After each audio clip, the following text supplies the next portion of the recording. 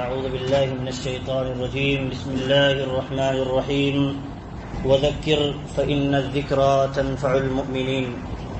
محترم سامعین، کتاب و سنت کی روشنی میں، منہج سلف کی روشنی میں انشاءاللہ کچھ چیزیں سلسلہ واری درس میں پیش کی جاتی رہیں گی جو ہر ایک کے لیے مفید ہوگا انشاءاللہ تعالی.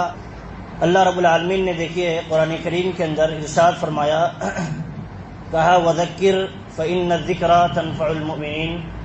اے نبی آپ نصیحت کیجئے، نصیحت کا بیڑا اٹھائے رکھیے، اور جہاں جہاں بھی ضرورت پڑے نصیحت کرنے کی وہاں وہاں لوگوں کو نصیحت کرتے رہیں، کیونکہ نصیحت سے جو مومن ہوں گے وہ فائدہ اٹھا لیں گے. کیونکہ کبھی کبھار ایسا ہوتا ہے کہ انسان لا علمی میں، جہالت میں، نادانی میں بہت کچھ ایسے کام کر جاتا ہے جو غیر شرعی ہوتے ہیں، شریعت کے خلاف ہوتے ہیں، لیکن جب اس کے پاس نصیحت آتی ہے، علم آتا ہے تو وہ چوکنا ہو جاتا ہے، وہ الرٹ ہو جاتا ہے اور اس چیز کو چھوڑ دیتا ہے. تو گویا معلوم ہوا کہ نصیحت فائدہ ہر حال میں دے گی، لیکن فائدہ کون اٹھائیں گے؟ وہ مومن ہوں گے. مومن فائدہ اٹھائیں گے ضرور. اور بسا اوقات یہ اوروں کو بھی فائدہ دے دیتی ہے جو حق کے متلاشی ہوتے ہیں، حق کو تلاش کرنے والے ہوتے ہیں، ڈھونڈنے والے ہوتے ہیں، بحث و ریسرچ کرنے والے ہوتے ہیں. ان کو بھی یہ نصیحت یا پیغام، دین کا پیغام پہنچا دینا انہیں فائدہ دے دیتا ہے. دیکھیے آپ دیکھیں نبی صلی اللہ علیہ وسلم کی باتیں سن کر کے ہی تو عرب مسلمان ہوئے تھے. پہلے سے مومن نہیں تھے، پہلے سے اسلام میں داخل نہیں تھے، لیکن سن کر کے اللہ تعالیٰ کا پیغام سن کر کے اور ان کے دلوں پر اثر ہوا، وہ حق کو تلاش کرنے والے تھے تو انہوں نے قبول کیا اور اس دین اسلام کے اندر داخل ہوئے.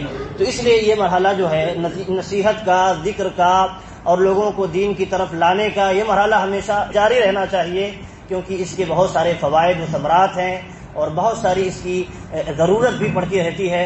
آپ دیکھیں اللہ رب العالمین قرآن کریم کے اندر مومنوں کی صفت بیان فرماتا ہے، انما المؤمنون الذین اذا ذکر اللہ وجلت قلوبہم.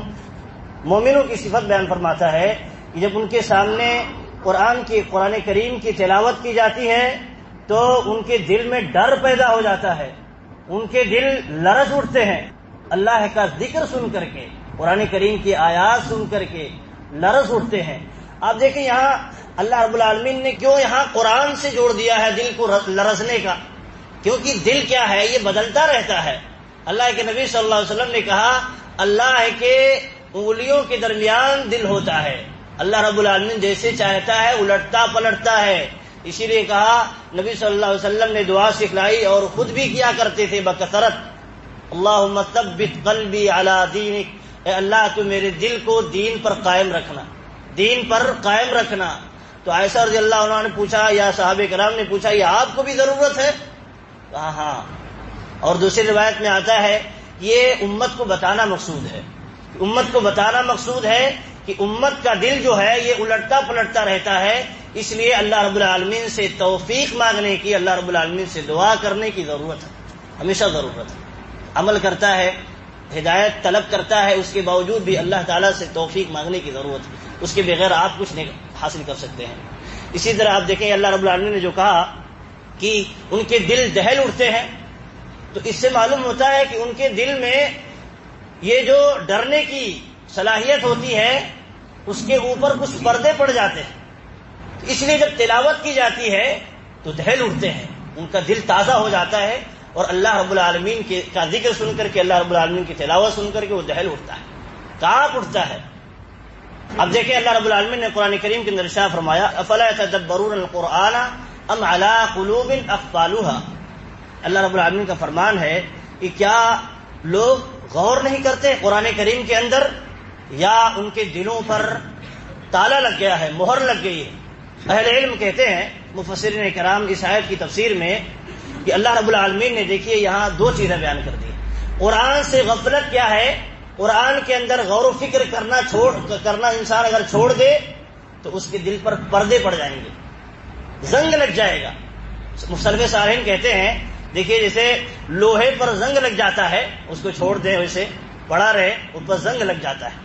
اس کو صاف کرنے کے لیے اس کو صاف کرنے کی جو چیزیں آتی ہیں یا آلہ آتا ہے اس کے ذریعے اس کو صاف کیا جاتا ہے تب وہ زنگ صاف ہوتا ہے. تو ایسے ہی دلوں پر جو زنگ لگتا ہے اس کو صاف کرنے کے لیے قرآن کریم ہے. تو کہا کہ قرآن کریم میں غور و فکر سے کرنا انسان اگر چھوڑ دے تو زنگ لگ جاتا ہے دلوں میں زنگ لگ جاتا ہے. لیکن دلوں کا زنگ کیسے چھوٹے گا؟ قرآن کریم کی تلاوت اور اس میں غور و فکر سے یہ چھوٹے گا. آپ دیکھیں اللہ رب العالمین نے قرآن کریم کا نزول کب فرمایا؟ اس وقت نازل ہوا قرآن کریم جب پوری دنیا شرک میں لت پت تھی، اللہ کی عبادت سے بھٹکی ہوئی تھی. اللہ رب العالمین نے ایسی حالت میں قرآن کریم کو نازل کیا، دلوں پر جو پردے پڑ گئے تھے، جرم جو انسان کر رہا تھا، معصیت اور گناہ کا کام کر رہا تھا، اللہ کے ساتھ شرک کر رہا تھا، دلوں پر پردے پڑ گئے تھے. اللہ رب العالمین نے قرآن کریم کا نزول فرما کر کے دلوں کے پردوں کو، دلوں کے زنگ کو اللہ رب العالمین نے دھیرے دھیرے دھلنا شروع کیا، اور پورے عالم میں دیکھیے اسلام کا یہ نور پھیل چکا. تو معلوم ہوا کہ قرآن کریم پڑھنا ہی کافی نہیں ہے، قرآن کریم میں غور و فکر کرنا ضروری ہے. اسی لیے اللہ رب العالمین نے کہا لوگ کیوں قرآن کریم میں غور و فکر نہیں کرتے، کیوں نہیں کرتے؟ اور اللہ رب العالمین نے کہا کہ قرآن کو ہم نے آسان بنایا ہے اس لیے تاکہ اس سے لوگ نصیحت حاصل کریں، ذکر ہے، یہ نصیحت حاصل کرنے کی چیز ہے. تو نصیحت کی جو آیتیں ہیں اللہ رب العالمین نے واقعی بڑے آسان بنائی.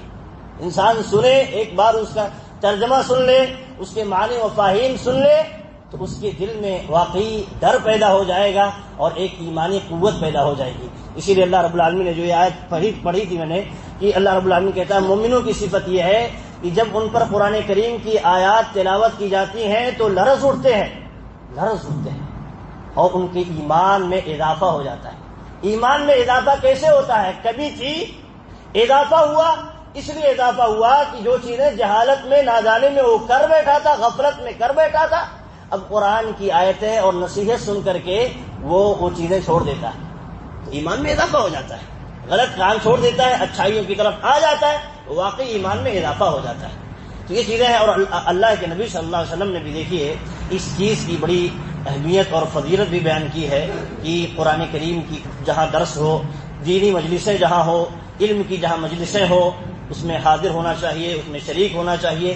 اس کی بڑی فضیلت بیان کی ہے. اللہ کے نبی صلی اللہ علیہ وسلم نے کہا خیرکم من تعلم القرآن وعلمہ، کہا تم پوری انسانیت میں سب سے بہتر کون ہے؟ وہ جو قرآن سکھاتے ہیں اور سیکھتے ہیں. تو اس میں قرآن سکھانے میں کچھ لوگ یہی مفہوم سمجھتے ہیں جو حفظ کرتے ہیں اور حفظ کراتے ہیں، یہی تک محدود نہیں ہے، بلکہ علم اور علم کے جو ادوات ہیں، ذرائع ہیں، وسائل ہیں اور اسباب ہیں، سب اس کے اندر داخل ہے. قرآن کریم کا جو علم ہے وہ بھی جو سیکھتا ہے سکھاتا ہے وہ بھی داخل ہے اس فضیلت میں، اور جو قرآن کریم کے معنی مفاہیم یا اس قرآن کریم کو سمجھنے کے ذرائع اور اسباب ہیں، وسیلے ہیں، ان کو سیکھتا ہے وہ بھی اس کے اندر داخل ہے، اس فضیلت میں داخل ہے. اور آپ دیکھیں اللہ کے نبی صلی اللہ علیہ وسلم نے فرمایا جو صبح سویرے یا شام میں مسجد میں آتا ہے، مسجد میں آنے کا اس کا مقصد یہ ہوتا ہے کہ اللہ رب العالمین کا جو خیر ہے، بھلائی کا کام ہے، اس کو سیکھے یا سکھلائے.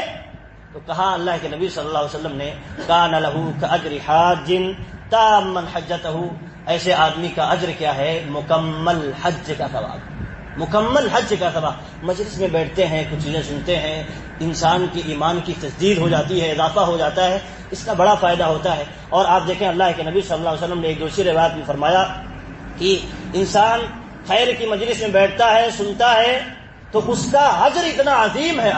اس کو اصل میں لوگ عمل نہیں سمجھتے ہیں، ثواب کا عمل نہیں سمجھتے ہیں. مجلسوں میں بیٹھنا، دین کی مجلس میں بیٹھنا، استفادہ کرنا، سننا، اسے اہمیت نہیں دیتے ہیں، نوافل پر اور چیزوں پر اہمیت نہیں دیتے ہیں. آپ دیکھیں اللہ کے نبی صلی اللہ علیہ وسلم نے کہا گردن آزاد انسان کرتا ہے کتنے پیسے کتنے روپئے لگتے ہیں. غلام آزاد کرنا، پہلے غلام کا رواج تھا، غلام آزاد کرتا تھا، بڑے پیسے لگتے تھے.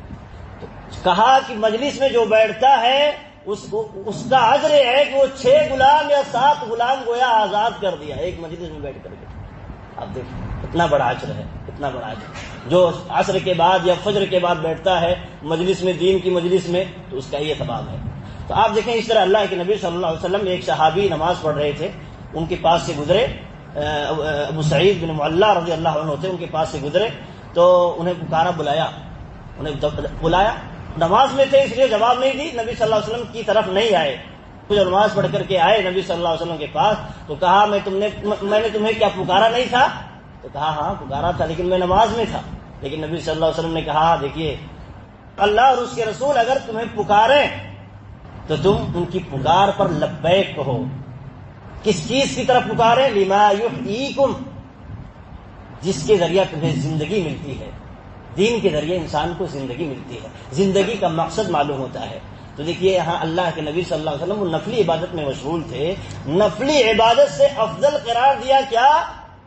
کہا کیا اللہ رب العالمین نے اس بات کا نہیں حکم دیا ہے کہ جب تمہیں اللہ اور اس کے رسول پکارے بلائے تم ان کی پکار پر لبیک کہو؟ یہاں جو درس قرآن ہوتا ہے، درس حدیث ہوتی ہے، یہ اللہ کی پکار نہیں ہے؟ کیا اللہ کی یہ دعوت نہیں ہے؟ اللہ تعالیٰ بلا نہیں رہا ہے؟ واقعی یہی چیز ہے، یہ کوئی اپنی طرف سے باتیں نہیں ہیں، نہ کی جاتی ہیں، وہی بات کی جاتی ہے جو اللہ اور اس کے رسول کہتے ہیں۔ تو گویا معلوم ہوا اللہ اور اس کے رسول جب دعوت دے پکارے تو نفلی عبادتوں کو چھوڑ دینا چاہیے۔ اللہ کے نبی صلی اللہ علیہ وسلم نے یہاں تبلیغ، تو انہیں کوئی چیز سکھانا تھا، اللہ کے نبی صلی اللہ علیہ وسلم سکھانا چاہتے تھے اس صحابی رسول کو، اس لیے بلایا تھا۔ تو بعد میں سکھایا کہ یہ قرآن سورہ فاتحہ جو ہے بڑی عظیم سورت ہے، یہ میں سکھانے کے لیے تمہیں بلا رہا تھا۔ آپ دیکھیں بہت ساری فضیلتیں ہیں، اس کو جاننا چاہیے اور برتنا چاہیے۔ مجلسوں میں بیٹھنا سے اللہ رب العالمین سے دعا ہے اللہ رب العالمین ہم کو دین کی صحیح سمجھ دے اور علم کی مجلسوں میں شرکت کی توفیق دے، اس سے استفادہ کی توفیق دے۔ آمین وآخر دعوانا الحمدللہ رب العالمین۔